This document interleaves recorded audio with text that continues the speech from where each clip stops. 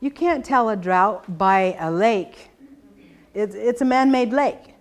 What you have to do is you have to look at the Sierra Mountains. You have to look at Mount Shasta. You have to look at Mount Lassen. And when you can see the stone ridges on those mountains at this time of year, that says we're in drought. Because then you have to look at the high mountain meadows that are going to send that water down, because nothing fills up Lake Shasta except for that mountain in those watersheds. And we're not taking care of any of the high mountain meadows. We're not taking care of anything that are water creators. We're still doing clear-cut logging, which is a drought practice.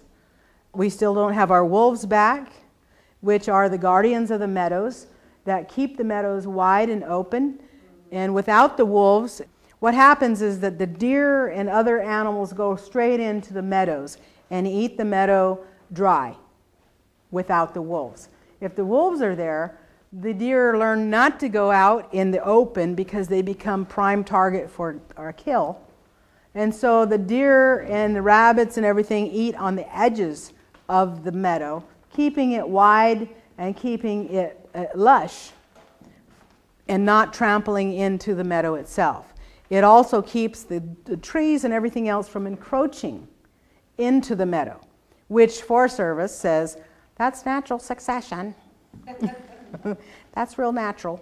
It's like our acorn areas, you know. If we were living in the mountains again, we would be burning under our acorn trees, and the pine trees would not be encroaching on the oak groves like they are.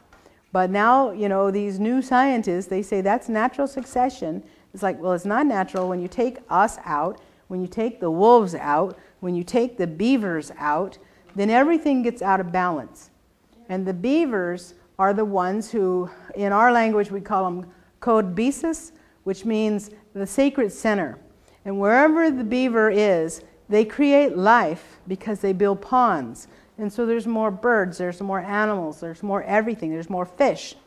And when the winters come, that dam breaks and it's let loose. That water is let loose. But it's let loose in different places each time, so that the tributaries that are running into the river are not cutting a ditch down into the ground like they are right now.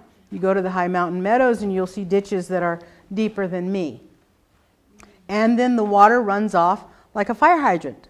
It doesn't pan out over the meadows, and it doesn't soak into and recharge the water systems so that it comes down, it trickles down throughout the year. It's all done. You know, by this time, it's all done because there's nothing to hold the water back. Most of us know that there's a finite of water, right? There's like less than 2% of drinkable water in the world.